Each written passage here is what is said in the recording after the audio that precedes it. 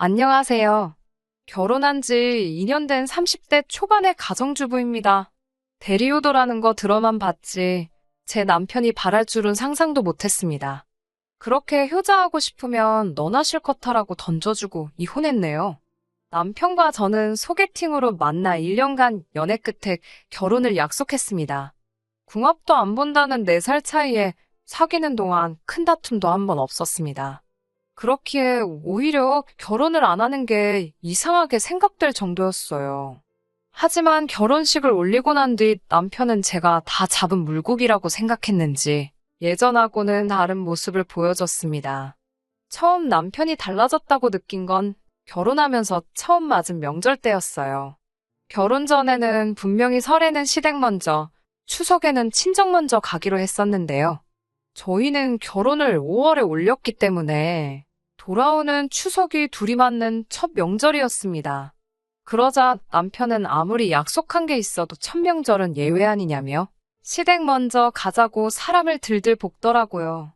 친정 부모님께 푸념하듯 이야기를 전하니 뭘 그런 걸 가지고 싸우고 있냐고 하시면서 첫 명절이니까 남편이 하자는 대로 하라 하셨습니다. 괜히 별것도 아닌 일로 시댁 어른들 눈밖에 나지 말라고 하시면서요. 시댁에 도착하니 음식 준비가 한창이었습니다. 남편은 시어머니께 그동안 혼자 음식하시느라 고생 많이 하셨다면서 이제 며느리가 있으니까 염려 말고 쉬엄쉬엄 하시라 하더라고요. 제가 듣고 있는데 황당하고 어이가 없어서 남편한테 자기도 같이 하자고 그랬습니다. 그러자 남편은 약간 벙찐 얼굴로 우리 집은 원래 여자들만 부엌일 한다고 그러는 거예요. 그래서 이 집에 여자들이 어딨냐고 여자라곤 어머님 한 분뿐인데 그럼 여지껏 어머님 혼자 명절 준비도 다 하신 거냐며 물었습니다. 일부러 더 과장해서 액션을 취했는데 그러자 친척분들이 웅성거리며 저희가 있는 부엌 쪽을 쳐다보더라고요. 그러자 시어머니가 둘 다 그만하라며 남편에게 괜찮다고 하시더군요. 저는 시어머니께 무슨 말씀이시냐고 남편 말대로 이제 며느리도 왔고 아들도 왔는데 방에 가서 좀 쉬시라고 했습니다. 그리고는 고무장갑을 남편에게 주면서 일단 설거지부터 하라고 저는 내가 붙이겠다고 했어요. 몇몇 분들은 이 상황이 웃긴지 키득거리시고 시어머니는 어이가 없다는 듯 저를 쳐다보셨습니다. 저희 친정에서는 어머니가 요리를 하시면 아버지가 설거지를 하시고 어머니가 빨래를 하시면 아버지가 청소기를 하세요. 어머니가 전업주부시고 아버지가 회사 생활을 하시지만 아버지는 늘 당신이 체력도 더 좋고 힘도 더 세기 때문에 어머니를 도와드리는 건 당연하다고 하셨습니다. 어려서부터 그런 모습을 보고 자라서인지 제 눈엔 그게 지극히 정상이고요. 그런데 시댁은 달랐습니다. 명절 내내 일한 남자는 저 때문에 억지로 부엌에 있었던 남편뿐이었고 아버님과 남자 친척분들은 TV 앞을 떠나지 못하시더군요. 저녁까지 먹고 슬슬 친정으로 올라가려고 하는데 시아버지께서 하루 정도는 자고 가는 게 맞지 않냐면서 저희를 잡으시더라고요. 친정 부모님이 기다리고 계시다고 말씀을 드려도 어차피 늦었는데 내일 아침 일찍 가도 별 차이 없다고 우기셨어요. 급기야 이 어둠에 남편이 운전이라도 하다 사고라도 나면 제가 책임질 거냐고 물으시는 거예요. 저희가 반반 결혼을 하기는 했지만 자동차만큼은 제가 결혼하기 전부터 타던 걸 그대로 가져왔기 때문에 차는 제 거였어요. 고속도로 같은 데서 제가 오래 운전을 하면 남편이 잠깐 교대를 해주기는 하지만 보통은 자동차는 저 혼자만 쓰거든요. 원래도 차는 제가 주로 끌고 남편은 운전하는 거 워낙에 귀찮아하기도 하고 운전 경력도 제가 더 길어서 제가 운전을 한다고 말씀드렸더니 여자가 운전하는 차를 어떻게 믿고 타냐고 하시는데 무슨 소리를 하는 건가 싶어서 제 귀를 의심했습니다. 사귀는 동안 남녀평등을 입에 달고 살던 남편이라 집안 분위기도 그럴 줄 알았는데 막상 결혼을 하니 시아버지의 사고방식이 완전 조선시대가 따로 없더군요. 결국 그놈의 천명절이라는 단어 때문에 발목이 잡혀서 잠까지 자고 가게 되었습니다. 제가 남편에게 우린 어디서 자냐고 물었어요. 그러자 시아버지께서는 남녀가 유별한데 어떻게 어른들 있는 집에서 둘이 한 방에서 잘 생각을 하냐며 저에게 너무 남편 좋아하는 티 좀 적당히 내라고 무안을 주셨습니다. 엄연히 시부모님이 부부인 것처럼 저희도 부부인데 말이지요. 급기야 시어머니께서는 저는 당신과 자고 남편과 시아버지는 거실에서 자면 되겠다고 하시더군요. 남편이 결혼하면서 독립을 하자 두 분이 평수가 작은 집으로 이사를 하셨거든요. 그나마 방 두 개 중 하나는 옷방으로 쓰고 계셨기에 사실 누가 자고 갈 만한 상황이 아니었는데 억지를 쓰신 거지요. 게다가 화장실을 가려면 거실을 가로질러 가야 하는데 시아버지께서 트렁크 차림으로 거실에서 주무시고 계셔서 얼마나 민망했는지 모릅니다. 이튿날 차 막히기 전에 친정으로 출발하려고 아침 일찍 일어났어요. 그런데 시어머니가 아침은 먹고 가라며 또 잡으시더군요. 남편에게 결혼하고 나서 얼굴이 많이 상했다며 이게 다 어머니 밥을 못 먹고 죄다 인스턴트만 먹어서 그렇답니다. 어머니가 차려주는 밥상 언제 또 받아보겠냐며 먹고 가라고 고집을 피우셨습니다. 막말로 저희가 죽으러 가는 것도 아닌데 억지를 쓰시니 슬슬 짜증이 밀려왔어요. 저는 결국 저희 부모님도 저 목이 빠져라 기다리고 계실 거라고 남편한테는 아침 먹고 올 거면 아예 놀다가 버스 타고 천천히 올라오라고 했습니다. 저는 차 끌고 먼저 올라가겠다고요. 그제서야 남편도 시부모님께 가봐야겠다 말을 하더군요. 집으로 올라오는 차 안에서 제가 기분 나쁜 티를 팍팍 내고 있으니까 남편도 한마디 하더군요. 아무리 그래도 시부모님이 부탁을 하는데 그렇게 불편한 티를 내야 하냐고요. 그러면서 다음부터는 시부모님뿐만 아니라 어른들 앞에서는 남편을 존경하고 위하는 태도를 갖추라나요.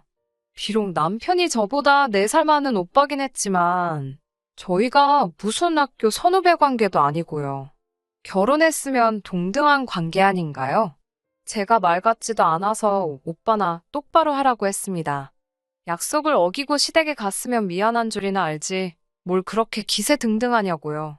그렇게 저희는 처음으로 부부싸움이라는 걸 하게 되었습니다. 서로 한마디도 없다가 친정에 도착할 무렵 제가 남편에게 얼굴 좀 피라고 했습니다. 그런데 남편은 제 말을 귓등으로도 들은 척을 안 하더군요. 저희 부모님 앞에서 어찌나 툴툴거리고 다니던지 정말 7살 먹은 애도 아니고 한 대 쥐어봐가지고 싶었습니다. 영문을 모르는 저희 부모님은 남편이 워낙에 기분 나쁜 표정으로 와 있으니 사위 눈치를 보고 계셨어요. 저는 남편에게 그따위로 행동할 거면 다시 시댁으로 가라고 했습니다. 그 후로는 남편에게 단 한마디도 걸지 않았고요. 친정 부모님도 저희가 싸웠다는 걸 아시고는 억지로 화해시키려 드시지는 않으셨어요. 부부싸움은 집에 가서 하라며 밥 먹었으면 얼른 가라고 하시더군요.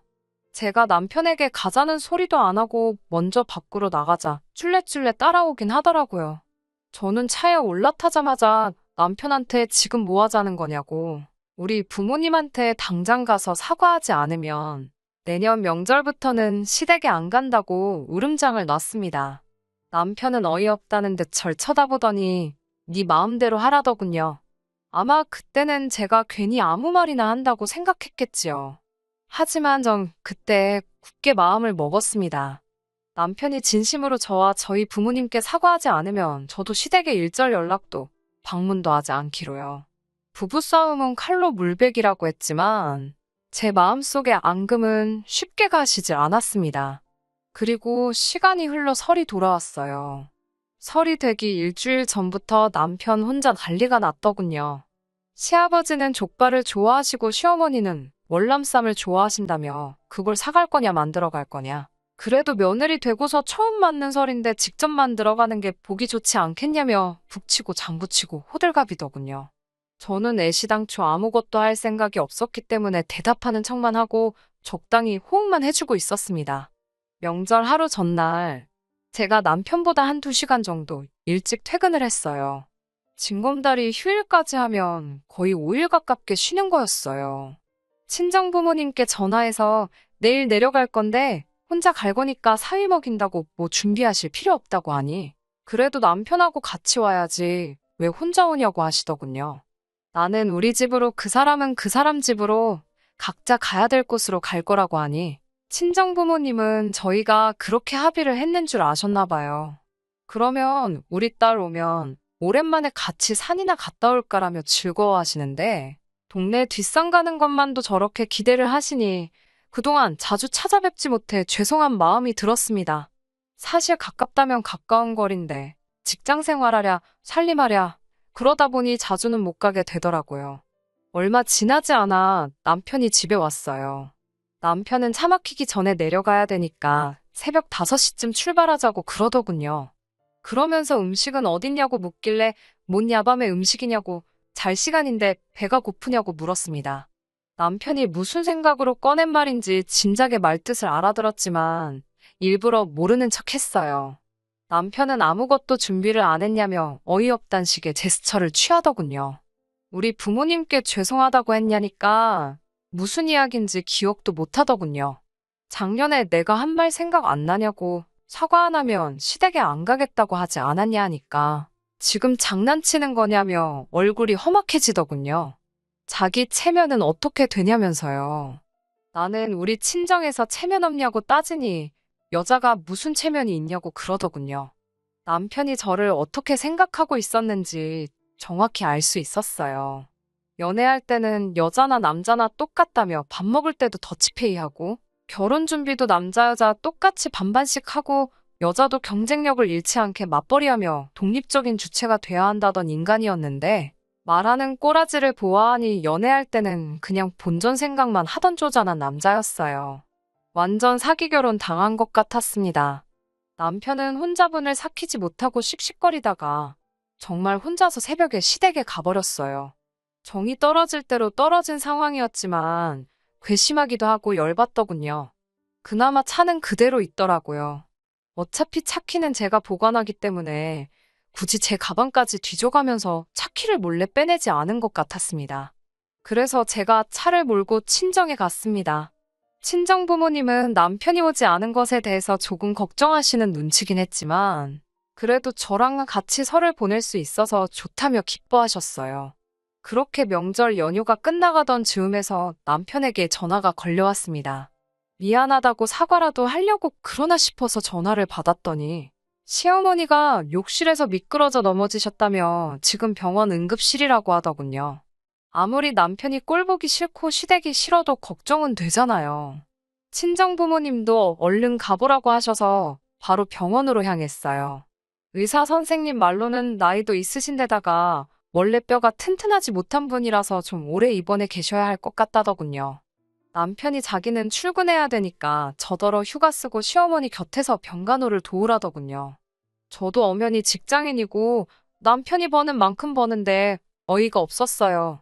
남편은 그래도 여자는 여자가 돌봐야 하는 거 아니냐며 그런 게 며느리 도리라는 거예요. 저는 진짜 폭발할 것 같은 가슴을 한 번 더 부여잡고 그럼 그냥 간병인 부르라고 했습니다. 남편은 간병인이 얼마나 비싼 줄 아냐며 저더러 돈 낼 거냐고 묻더군요. 내 남편 머리에는 뇌가 아니라 우동사리가 들어있나 싶어서 그걸 왜 내가 내냐고 당신 어머니지 않냐고 하니까 감히 며느리가 남편을 낳아주신 분을 당신 어머니라고 부르냐며 노발대발하더군요. 남편이 자기가 사람을 잘못 봤다면서 이런 여자인 줄 몰랐다고 사기 결혼 당한 것 같답니다. 저도 그때는 이판사판이었어요. 누가 누구한테 사기 결혼을 운운하냐고. 나야말로 오빠가 이렇게 구시대적이고 구닥다리인 줄 몰랐다며 효도하고 싶으면 직접 하라고 소리를 질렀습니다. 병원에 있는 사람들이 다 저희를 바라보고 있더군요. 진짜 너무 쪽팔려서 그 길로 차 끌고 올라와 버렸습니다. 차를 끌고 가고 있는데 남편한테서 죽어라고 전화가 오더라고요. 빨리 차 돌려서 안 돌아오면 자기를 이제 아예 안 보고 사는 걸로 간주하겠다고 가당치도 않은 말로 저에게 겁을 주기 시작했어요. 네가 어디 나 없이도 살 수 있겠냐면서 뭐라 하는데 솔직히 하나도 무섭지가 않더라고요. 오히려 제가 당신도 시아버지도 시어머니 없이는 라면 하나도 못 끓이지 않느냐고 당신 말대로 아예 안 보고 살 테니 2번 다시 연락하지 말라고 전화를 끊어버렸습니다. 급한 대로 집에 가서 제 물건들과 필요한 것만 가지고 나와서 회사 근처에서 살고 있는 친구 집에서 머물기로 했어요. 남편도 시아버지도 한 번쯤은 불편한 걸 2사람 다 겪어봐야 소중한 걸 깨닫겠지 싶었어요. 아무튼 친구 집에 머물면서 회사 나가고 그랬는데 남편에게 매일같이 오는 전화도 문자도 싸그리 다 무시해버렸습니다. 그러다 남편이 회사에 휴가를 내고 시어머니 병간호를 하고 있다는 사실을 전해 듣게 되었어요. 속으로 고소하다 싶었습니다. 과일도 깎아먹는 게 귀찮아서 껍질째 먹는 과일 아니면 손도 대질 않는데 다쳐 누워 계실 시어머니가 한편으로는 저 사람들한테 병간호를 받는다는 사실이 조금 안쓰럽기도 했지만요. 그리고 그날로부터 한 2주일쯤 지났을 때예요. 오전부터 모르는 번호로 자꾸 연락이 오길래 받았더니 남편이더라고요. 제가 자기 전화를 너무 피해서 핸드폰을 하나 더 개통했다며 이렇게까지 해야겠냐고 그러더군요. 자기가 반성 많이 했다면서 시어머니가 저 많이 보고 싶어 하신다고 한번 내려올 수 있겠냐고 물었습니다. 목소리도 예전보다 차분해지고 진심으로 미안해하는 눈치라서 전 정말 반성이라도 하고 있는 줄만 알았습니다. 어쨌든 진심이 담긴 사과를 받았으니 저도 모른 척하고 있기는 조금 그랬어요. 그래서 토요일 아침에 집으로 다시 돌아가서 시어머니가 좋아하시는 월남쌈도 만들고 그동안 제대로 챙겨 먹지 못했을 남편이 안쓰러워서 평소에 좋아하던 약밥도 했어요. 그렇게 2시간을 달려 병원에 도착했더니 한눈에 보기에도 처참한 몰골을 한 남편이 보이더군요.